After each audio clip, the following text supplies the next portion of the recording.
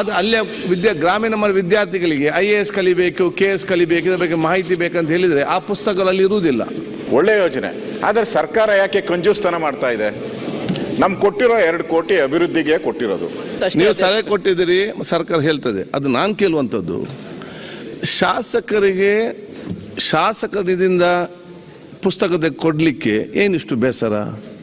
ಬರೀ ಸರ್ಕಾರ ಮಾತ್ರ ಕಾಳಜಿ ವಹಿಸಬೇಕಾ? ನೀವು ಶಾಸಕರಿಗೆ ಕಾಳಜಿ ವಹಿಸಿ ಹಾಕಿ ಕೊಡಲಿಕ್ಕೆ ಆಗುವುದಿಲ್ಲ. ವಿಧಾನಸೌಧದ ಆವರಣದಲ್ಲಿ ಪುಸ್ತಕ ಮೇಳ 2025 ಆಯೋಜಿಸಲಾಗಿದೆ. ಸದರಿ ಪುಸ್ತಕ ಮೇಳದಲ್ಲಿ ಸರ್ಕಾರಿ ಶಾಲಾ ಕಾಲೇಜುಗಳಲ್ಲಿ ವ್ಯಾಸಂಗ ಮಾಡುತ್ತಿರುವ ವಿದ್ಯಾರ್ಥಿಗಳ ಉಪಯೋಗಕ್ಕಾಗಿ ಶಾಸಕರ ಸ್ಥಳೀಯ ಪ್ರದೇಶ ಅಭಿವೃದ್ಧಿ ಯೋಜನೆಯಡಿ ಪ್ರಸ್ತುತ ಸಾಲಿನ ಅನುದಾನದಲ್ಲಿ ರೂಪಾಯಿ 2 ಲಕ್ಷ ಮಿತಿಯೊಳಗೆ ಪುಸ್ತಕಗಳನ್ನು ಖರೀದಿಸಿ ತಮ್ಮ ಕ್ಷೇತ್ರ ವ್ಯಾಪ್ತಿಯ ಸರ್ಕಾರಿ ಶಾಲೆ ಮತ್ತು ಕಾಲೇಜುಗಳಿಗೆ ಒದಗಿಸಲು ಅನುಮೋದನೆ ನೀಡಿ ದಿನಾಂಕ 20/2/2025 ಸರ್ಕಾರಿ ಆದೇಶವನ್ನು ಹೊರಡಿಸಲಾಗಿದೆ.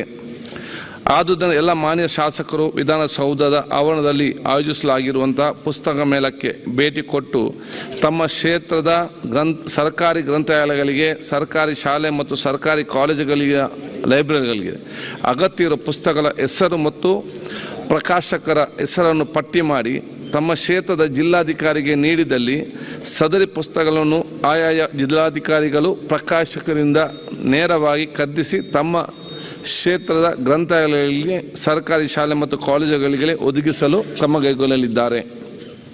ಆದುದರಿಂದ ಎಲ್ಲ ಮಾನ್ಯ ಸದಸ್ಯಗಳು ತಮ್ಮ ಕ್ಷೇತ್ರದ ವಿದ್ಯಾರ್ಥಿಗಳ ಮತ್ತು ಯುವಕರ ಹಿತದೃಷ್ಟಿಯಿಂದ ಈ ಅವಕಾಶವನ್ನು ಸದುಪಯೋಗಪಡಿಸಿಕೊಳ್ಳಬೇಕೆಂದು ಈ ಮೂಲಕ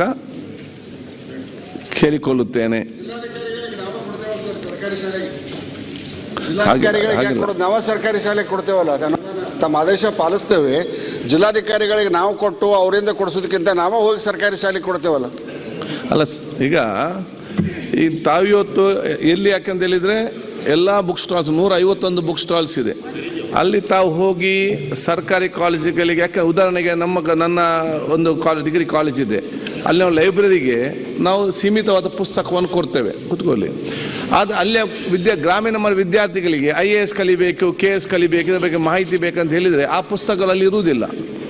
ಅಲ್ಲಿ ಸಿಕ್ಕದಂಥ ಪುಸ್ತಕಗಳು ಇಲ್ಲಿ ನಿಮಗೆ ತೆಗೆದುಕೊಳ್ಳಿ ಅವಕಾಶ ಇದೆ. ಅದನ್ನು ಯಾಕೆಂದರೆ ಇಲ್ಲಿ ಬಂದು ನೀವು ಇಲ್ಲಿ ಖರೀದಿಸಿ ಇಲ್ಲಿ ಹೊತ್ತುಕೊಂಡು ಹೋಗಿ ಅಲ್ಲಿ ಕೊಡಲಿಕ್ಕೆ ಆಗೋದಿಲ್ಲ. ಯಾವ ಪುಸ್ತಕ ನೀವು ಇಡೀ ವಿಸಿಟ್ ಮಾಡಿದಾಗ ನಿಮ್ಗೆ ಯಾವುದಾದ್ರು ಪುಸ್ತಕ ಯಾವುದೂ ಕೂಡ ಇಷ್ಟವಾದಲ್ಲಿ ಅದು ಈ ಕಾಲೇಜಿಗೆ, ಈ ವಿದ್ಯಾರ್ಥಿಗಳಿಗೆ ಮುಟ್ಟಿಸ್ಬೇಕಂತ ಹೇಳಿದರೆ ಅದನ್ನು ತಾವಿವತ್ತಿಲ್ಲಿ ನೋಟ್ ಮಾಡಿದರೆ. ಹಿಂದಿನ ಸಾರಿನೂ ಕೂಡ ಹೀಗೆ ಮಾಡಿತ್ತು.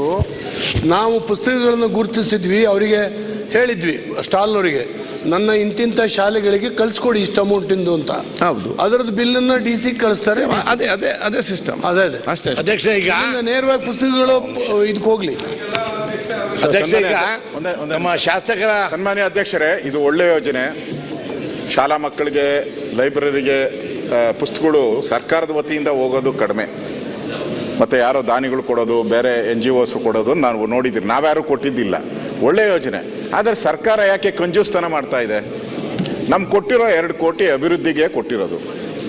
ಅದನ್ನು ಇವಾಗ ಬಡ್ಜೆಟ್ ಅನೌನ್ಸ್ ಮಾಡೋವಾಗ ನಮ್ಗೆ ಅಭಿಮಾನ ಇದೆ, ಕನ್ನಡದ ಬಗ್ಗೆ ಅಭಿಮಾನ ಇದೆ, ಪುಸ್ತಕದ ಬಗ್ಗೆ ಅಭಿಮಾನ ಇದೆ. ಅಭಿಮಾನ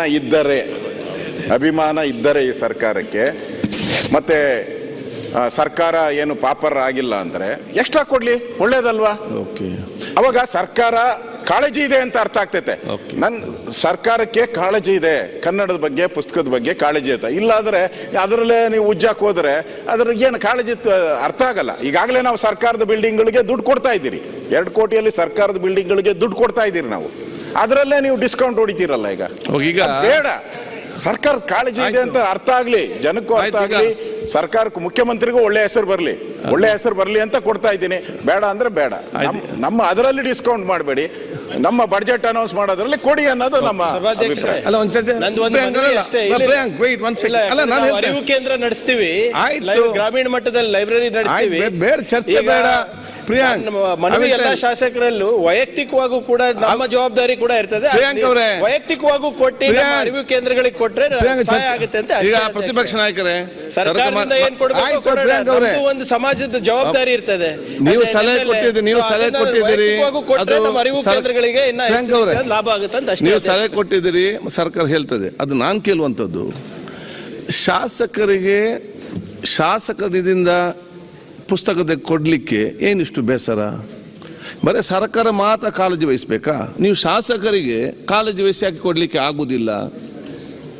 ನೀವು ಕೊಡ್ಬೋದು. ನೀವು ಬರೀ ಒಂದು ಕಾಂಕ್ರೀಟ್ ಲೈಟ್ ಪೈಪ್ ಹಾಕುವ ಬದಲು 2 ಲಕ್ಷ ರೂಪಾಯಿ ನಿಮ್ಮ ಶಾಸಕರಿಂದ ಕೊಟ್ಟರೆ ನಿಮ್ಗೆ ಏನು ಲಾಸ್ ಆಗ್ತದೆ? ಅದೆಷ್ಟು ಬೇಜಾರಿಲ್ಲ, ಬೇಜಾರಿಲ್ಲ.